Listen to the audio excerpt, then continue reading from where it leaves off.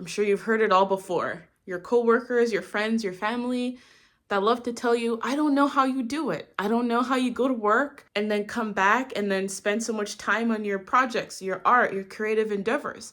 How do you do that? I have kids, I have a family, I have all these obligations that I have to do, and I just can't find time for my art. The time doesn't exist. No, we don't listen to those guys, right?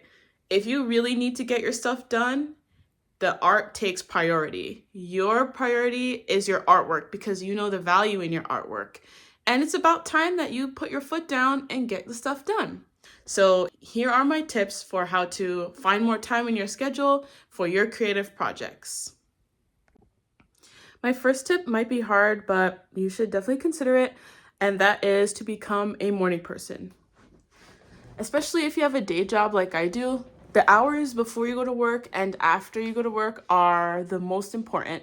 But I find that the hours before work are more beneficial because creative processes take a lot of mental power. And in the morning, usually your brain is fresh and ready to process certain things like sketching out comics or composing things, whatever your creative project is. Your mind will most likely be more awake when it's the morning because nothing else has gotten into your brain yet. It's brand new morning, brand new day. So in order to do that, first you do have to go to your bed on time.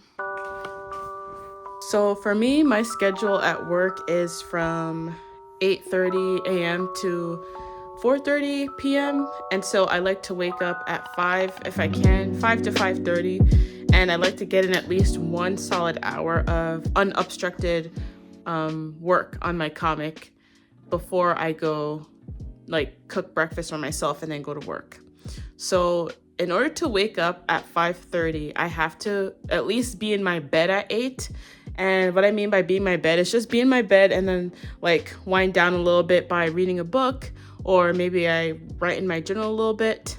But be in the bed at 8 o'clock, turn the light off, and be sleeping by 9:30 at the latest. If I go to my bed after 10, then I kind of just have to give up the notion of getting up at 5:30. That's a rule that I had to learn kind of the hard way, because when you have a day job, you do still have to like save some of your mental power still for your day job, because obviously you want to be alert at work. You can't be fired because you need the money, right? So if you're gonna wake up in the morning, go to bed on time, aim for 8 hours. That's what I need at least. Maybe you might need less, but try 8 hours because that feels really good.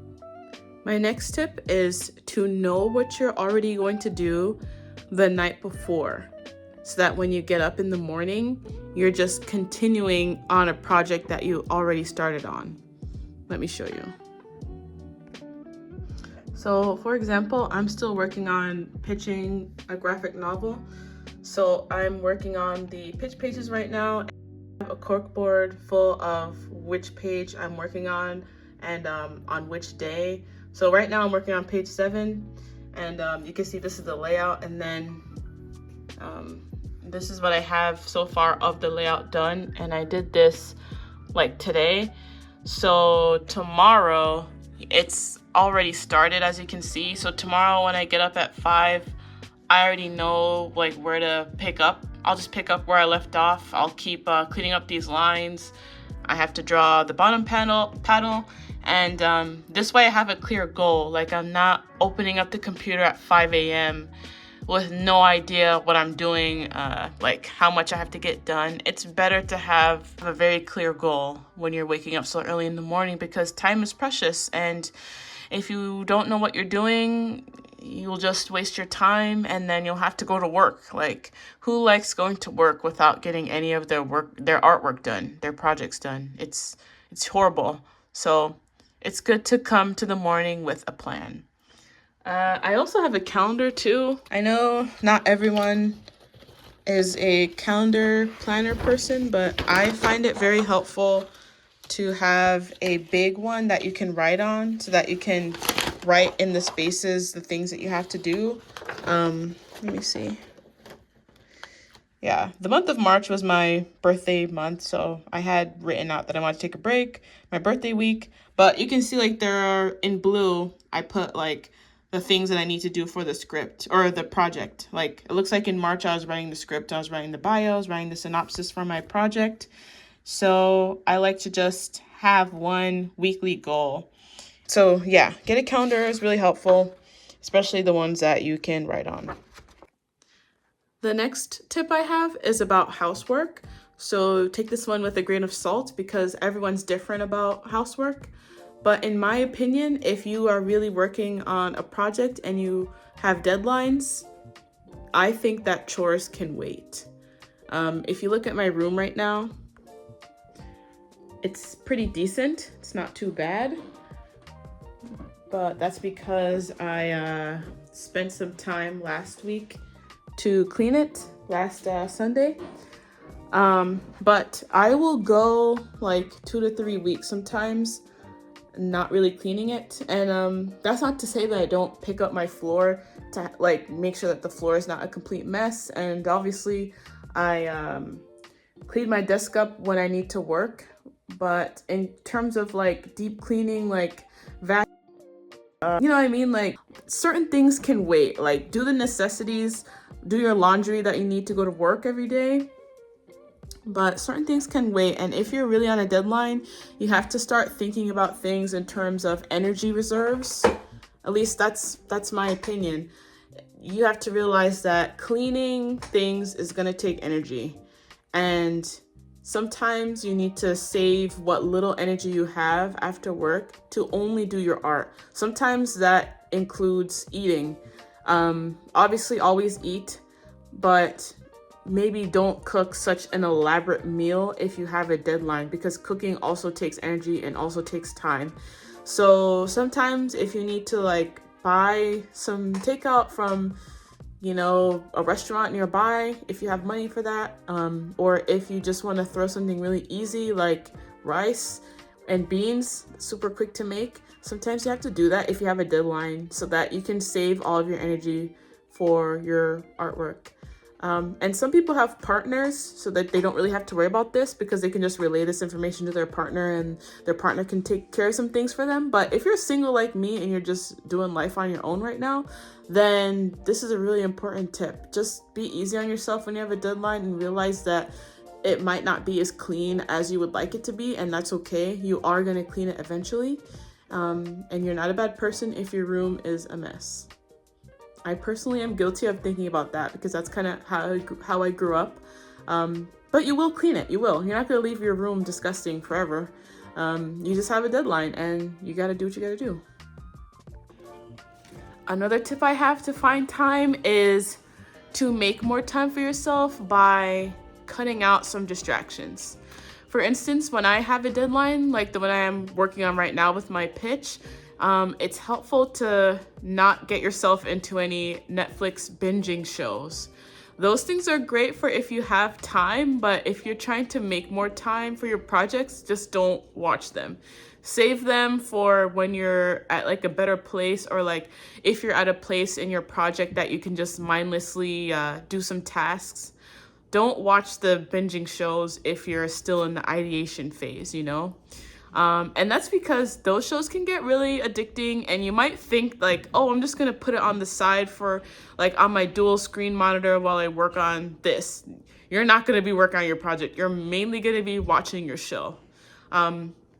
So what's helpful is maybe listen to a podcast, but not something so interesting that you're not gonna work while you listen to it. Maybe just something, I don't know, educational or something about politics or something that you can just put on the background and maybe learn a little bit, but you're not really focusing on the podcast. So maybe podcasts. And also I like to watch a lot of study with me's on YouTube, or even draw with me's, where people are working on a project or they're studying and I am working on my project along with them. And it kind of makes you feel like you have a study buddy, and that's a nice feeling. So I'll put something like that on while I'm working on my stuff.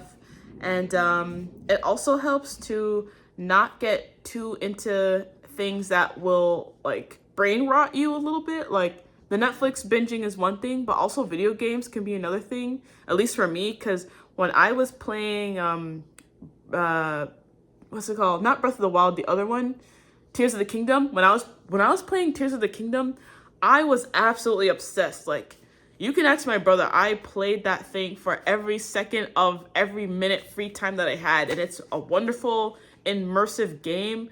But if you're trying to make a deadline, you have to put it away. You cannot, like, save it for your day off, like Sunday. Save it for a Sunday, but not during the week when you are trying to squeeze in hours around your day job. I find that what helps me, like, still be entertained and not completely shut off from the world when I'm working on a deadline is reading. I read a lot, and right now I'm reading Assassin's Quest by Robin Hobb. It's part of the Farseer trilogy. I really love it, and I got the illustrated edition too. It's really good. If any of you guys have read the Farseer trilogy by Robin Hobb and you want to talk about it, please let's talk about it, because I am just tearing through all of these books. Like, there's 3 of them and I'm almost done. I think I started last month reading the first one, and now I'm almost done with the last one.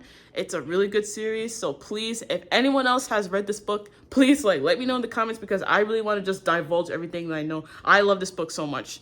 So yeah, reading is a good point, and it helps keep your mind sharp. You learn new words, and you get insights on how to tell your own story, because you're looking at how other people have written their stories.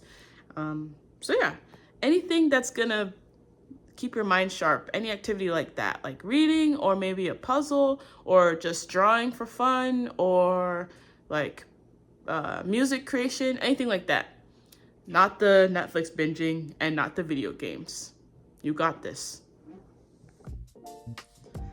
All right, so we've come to the end of the video. I hope that at least some of the things that I talked about are things that you can apply to your own creative practice. And I'll just leave you with one more tip that's a bit more abstract. So take it or leave it. But I think another really important aspect of being a creator that has a day job is that you have to keep dreaming. You have to keep believing in yourself, even when the people around you at your day job have no clue what you're doing. Your parents, your partners, other people in your life maybe not understand your goal. And being an artist in general is hard, because the things that we love usually take a long time to make money in, because capitalism doesn't see the immediate value of it. And it's basically a life of us showing people what the value is. And those things take time. And it is like a long road when you have a day job and you're also an artist, but just know that you don't have to settle for anything that you don't really like. If you're at a day job that you really, really, really hate and you can't see a way out of it, like, there are ways around that.